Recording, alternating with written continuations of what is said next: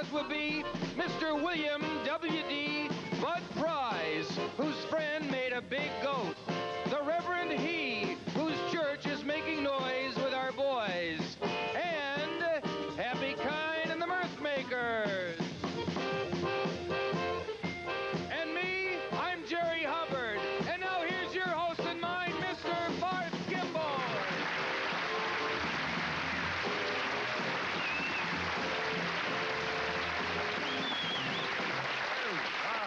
Thanks, Happy. Thank you so much. Good evening and welcome once again to Fernwood Tonight. I'm Barth Kimball, and we've got a show chock full of show for you tonight. So I don't want to take a lot of time here at the beginning, but we are incidentally getting a good response to our announcement of our bus tour with the whole Fernwood Tonight gang that I announced the other night. As a matter of fact, the people at Cross Country Bus Lines right here in Fernwood just confirmed our telephone reservation of the bus today, and so we do have the vehicle, and that's good news to start out. Now we need the destination. Where would you like to go with Happy, Jerry, and me?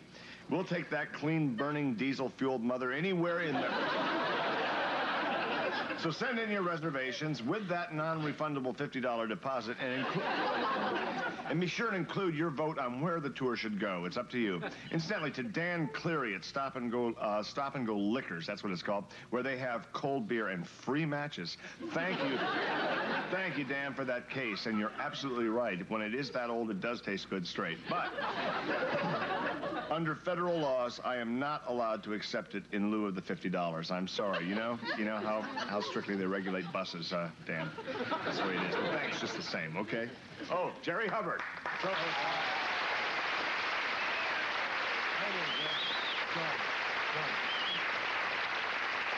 Good luck with that bus tour. I think there's a lot of talk about it in Fernwood. Absolutely. And, speaking of buses, I don't know if we have time to tell You take the bus to work every day. Yes, I do. And as I said before, I sit in that seat just right up behind the driver there. And tonight, the driver told me a little story coming over, a little joke. See if you can figure this out. My parents had a child. It's not my brother, and it's not my sister. Who is it?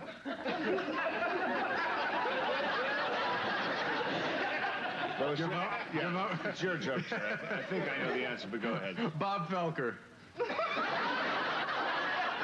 He's the driver, the bus driver. He's the one that told me the story.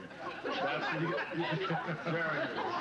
I'm sorry. I think I know it. I'm not my sister. I'm not my brother. Mm-hmm. But still, I'm the child of my father and my mother. Yeah. Who am I? Uh-huh. No, it's me. No, I think it's Bob Felker. That's the way he told me. Well, anyway, the point is these bus drivers have such a great sense of humor that I hope that although I'll be sitting in the rear of the bus, I can come down and kind of rap with whoever's driving the bus. That's right. That's a good idea. Jerry. And Bob asked me to put in a good word for him. He'd like to take that trip, too. He would? Yes. As a driver? Oh, yes. No, as a driver, yeah. Oh, fantastic. Well, maybe he could keep us amused with those jokes all the way. I hope we don't go any farther than Akron with the tour. Ever since Fernwood Tonight started, Happy Kind, the Mirth Makers, our wonderful band, have been getting a lot of letters from teenagers who are interested in music. They want to know how a group like the Mirth Makers gets started, and some of them want to know why. We thought the best way to answer some of those questions would be to just go right to the horse's mouth itself, go right to our director over here. So let's go talk to the leader of the Mirth Makers, Mr. Happy Kind. Let's go.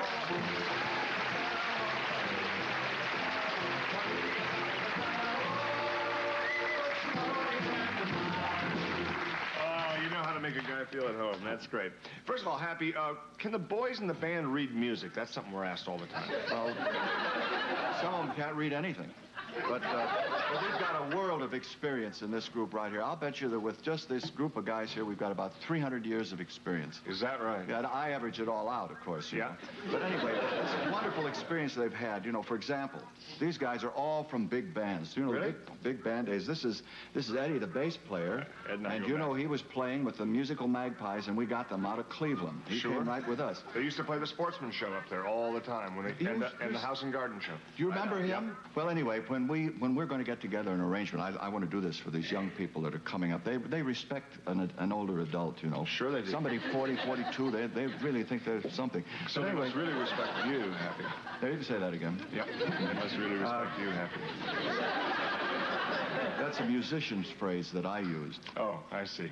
But anyway, so what we do is we end up in my house some evening, and then we go out in my garage. It's if it isn't warm, we just start the car and let it run in there. Sure. But anyway, we sit around, we have a few beers, and listen to some Guy Lombardo records for inspiration or something to get the guys. And then I get feeling it, and so all of a sudden you'll hear boom, boom, boom, boom. It's my wife walking around. Oh, I see. Yeah. You're still married to her?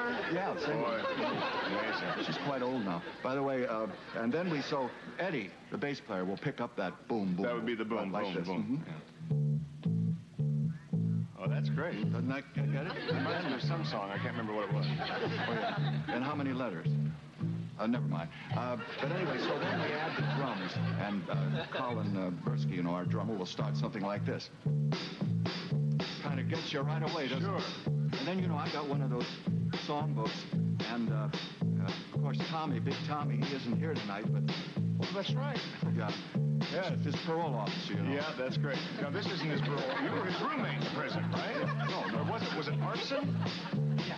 It was arson. That's great. He's sort of burning fingers, too. I guess that's what I'll have to say. It's nice arson and larceny. Yeah, it's good. But anyway, Big Tom came to us directly from prison. The Slammer, right? That's right, from the Slammer. And, of course, he was in there on a bum rap. He rapped some bum in the head, Again, you guys have to joke that way. That's right. Great. But anyway, so then I have this songbook of the 50s, and I pick out one of those real good 50s songs, one of the big hits, sung by, like, the Show No Nos or something. Sha-na-na. Is it an A instead of the O? Well, I always did have bowel trouble, Okay. So then we end it after we learn the thing. Then we end with a chord like this, boys.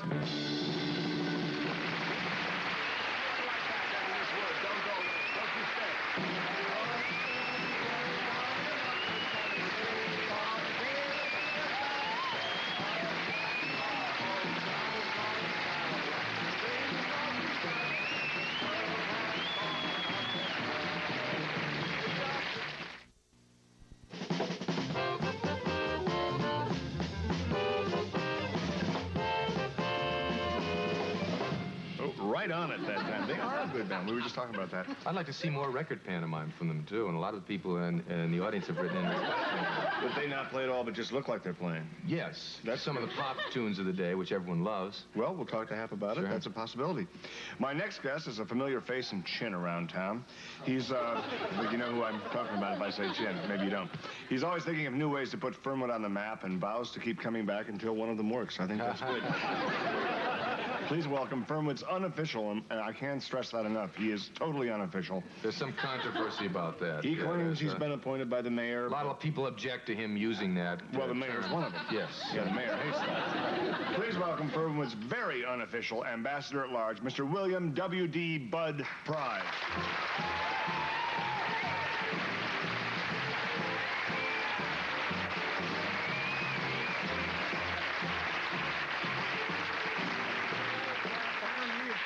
You can call me anything you want so long as you don't call me late for supper. Right? Oh, that's right. You prefer being... It's William W.D. Bud Prize for William Don Bud Prize, but you prefer Tom, right? Tom, some of them calls me Tom, some of them calls me Maury. Okay, we haven't called you Maury yet, so let's do that. Maury, what do you have for us tonight? Well, Cletus Emmett Whirlwelker's back from his trip to way out deep, far out outer space. They took him all to part, because they wanted to take a peep at his brain. Because he is so smart for a human being, they have never seen nothing like it. So what they done was they took him all to part. They knows where all your nuts and bolts and screws to your human body is. And they took him all to part, and they give him only a local anesthetic. So here he is. He's laying on this one table, see, all in different parts. And he sees them giving his brain to once over on the other table. Because it was only a local and he could still... Yeah, that's right. So he's back now. Of course, I tell you, fabulous thing. Unbelievable. What they done is they clowned him a leg. Now, I don't know whether all of you know that Cletus Emmett Whirlwelker is a one-legged man. Has been since he was a small child. Well, he took that off himself, didn't he? Because he wanted to be a pirate so badly, he just... Well, I won't tell you something. That's right. Always wanted to be a pirate when he was a little boy. Parental permissiveness, that's a word, ain't it? Permissiveness? Sure. Can go so far But when a child wants to remove his leg because he wants to be a pirate, do not let him do it. That's sound advice right there. I think if we had more parents like Bud, who just said no to body removal, I think we'd have a happier bunch of kids. Absolutely. Kids probably hate you for it then, but as they grow older, they'll look back and say, thanks. Yeah. Daddy had something in the old noodle. That's what they'll say. They may not know that until they're on their own 2 feet and know what they're doing. And, of course, that's impossible if they've taken one off when they're young. Too late. Absolutely. Too late now. Of course, his eye, when that was put out, that was an accident. But it was one of them real nice accidents because he always wanted to wear a patch. Happy accident, right. So, Incidentally, and speaking of Cletus's work, I hate to say this, but is that chin... it's a chin it's going back. retainer for his underbite, but Cletus Emmett is also a chinodont. I'm not sure it's going back, Tom. It does. Look, I didn't want to say it, but it looks almost, God forbid, it's protruding a little more. Look, you boys, I think it's the angle from the... There must be some people that thinks it's funny when they does this, but it is not me. I do not find this real amusing because we have got all of my progress of the chin marked up on the garage door in chalk. Oh, you just... And it's all marked up there, plain to see, and that chin is going back. 8 years from now, I'm going to have the profile of a movie star. Well, you've had it on now for how long? I've had it on now for about, it's been about 2 months. I got 8 years more to go. 8 years more to go. Actually, 7 years and 10 months, if you want to look at it kind of from a happy viewpoint. Yeah, that's just about... You mentioned Cletus. What is Cletus working on now, W.D. William Budd? Well, I've got something to talk about before I get to that because, I'm steaming. I am mad. My dandruff is really up on this. I have something to show you that I've seen. Well, I didn't see it in the paper, but fortunately, I have friends who is all over the world, Now, Ruby Louise Hannigan of the world-famous Hannigan Mule Troupe, she was in Los Angeles, California, and she's seen this in the Los Angeles Times. Can you see this thing? It says, it's a cat, or maybe a rabbit, or possibly a cabot. Now, this is an article that is about these people that has got this animal, you see, that is half of a cat and half of a rabbit, see? Yeah. And they says that they found this animal in New Mexico. This is not their cabot, this is my cabunny.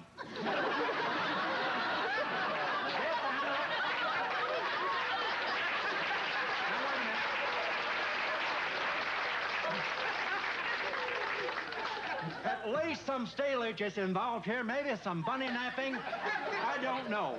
But this animal was breeded up for me by Cletus Emmett Whalewalker and was given to me. This cabunny was given to me.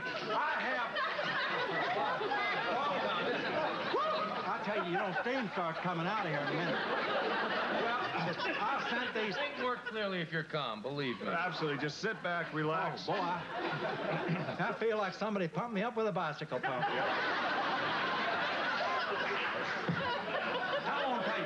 You're going to break your straps if you get it.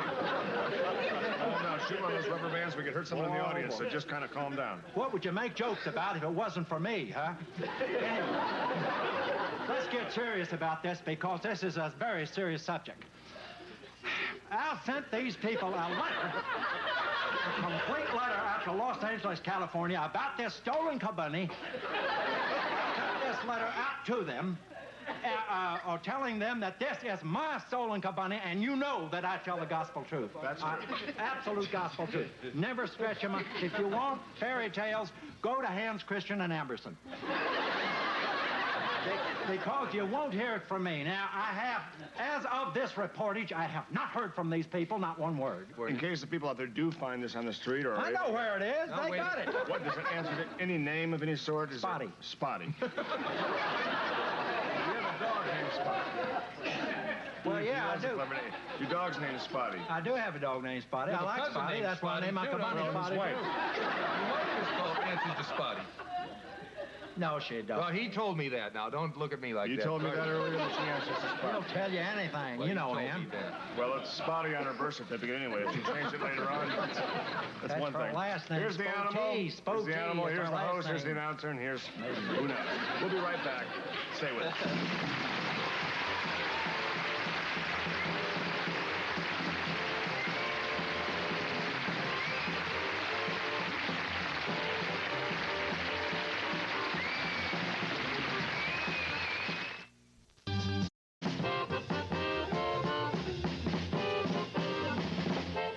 Thank you, Happy. We're back with William W.D. Budd Prize, or Tom or Maury, and Jerry Hubbard, Happy behind the orchestra. You know, recently over 100 of our congressmen were accused of accepting bribes from the Korean government in return, of course, for favors. They're calling this scandal, incidentally, Koreagate. Thought some people might know that. The Koreans, of course, are calling it a big misunderstanding. Here, as a part of a national public relations tour in defense of his government, is the Reverend Chung Hee.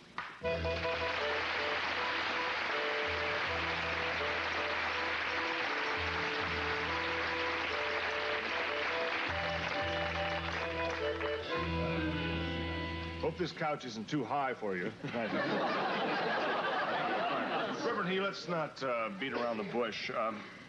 Have United States congressmen been receiving Korean money? Yes, they have, Mr. Gimba. But these congressmen, they have not received money from our government. They have received money from our church. The church. Okay, so you're saying that this is a religious situation that we have here and certainly not a bribe situation. Oh, there is no bribery involved in any way. Good. These congressmen are merely our disciples. They are devoted followers of our church, the Church of the Grand Acceptance. Exactly what is the Church of the Grand Acceptance? I've not heard of it. This is the church that was founded on the precept that one can achieve inner serenity Right. by accepting gifts and blessings of the church. Well, this is a bit unusual. Usually you have a religion that wants the people to give them money, you know, as opposed to this is... You're giving the people money. Is that what you're saying? You're going to give it to them? That's why those churches are losing their frock. Well, I don't mean to give you any flack about your frock, as you put it, but what exactly is the nature of these blessings and gifts to the congressman? What are these come in many forms, Mr. Gimba. You can call me Barth. But most common, of course, is hard cash. And sometimes it comes in the form of a condominium or an Eldorado. After the congressmen receive these blessings from your church, don't they have to do anything in return for the Korean government? Oh, no. We know nothing of your politics.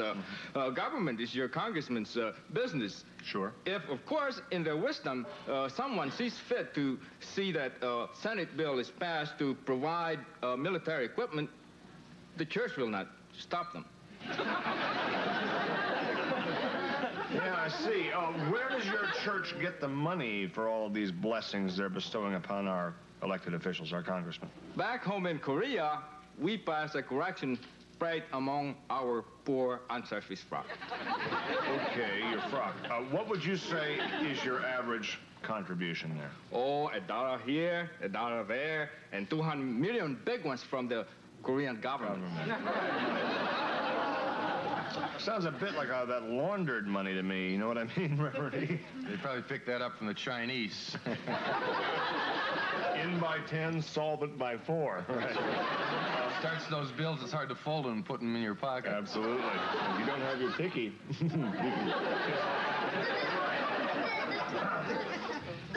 Reverend He, you certainly do have I think, a fascinating religion here, and in fact, I think I'd like to look into it further. I'm sure our government would like to look into it further as well.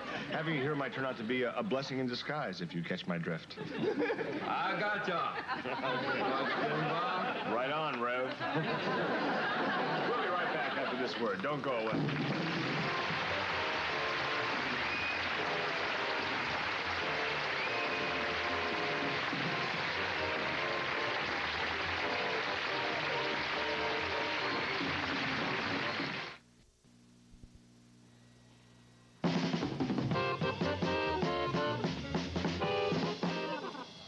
We're back. I never know until the band stops, and then I feel so bad about it. We only have time today to thank my wonderful guests tonight. First of all, the wonderful Reverend He, who had to run down to the State House and talk to some people about some important things. And, but what's this? I don't know. That might be some Cabani fur. That was going to be my guess. I don't Do you know. save It's that? a little bit too long, Do you save that stuff? usually. Okay, you have probably a big ball of it at home. This is, in case you just joined us, we're ending. This is William W.D. Bud Prize, or Tom or Maury. He was our guest earlier as well. I want to thank you for Just tuned in, boy, did you miss it? Oh, we had a good time. Jerry Hubbard, it's always here. Oh, boy. Happy Guy in the Orchestra. It's been a wonderful show, Bud. Where are you going from here? Oh, I don't know. I guess I'm going to go home and take off my shoes and just put Those my are feet up pretty a little good-looking bit. shoes you got there. That's an anti-bunion shoe. And I want to tell you something. There's more people in insane asylums today because of unbearable pain in their feet than there is from your mental problems. This is an anti-bunion shoe. It's a special-made shoe that has a pad in there that pushes against where your bunion is. Well, it's great news. Maybe we can try to market them sometime. You know, I'll tell you something about this shirt. You know whose shirt this was original? Arthur Guthrie. It's an actual fact. This shirt was given by Arthur Guthrie to Tony Marvin. To Tony Marvin. You remember Arthur Guthrie, the fellow who played the ukulele? Now, he gave this to Tony Marvin that day that he fired that Italian boy. We're almost out of time. Well, we are out of time. Good night. Also appearing on tonight's show were Kenny Mars as Mr. William W.D. Bud Prize and Raymond Sison as Reverend Chung Hee.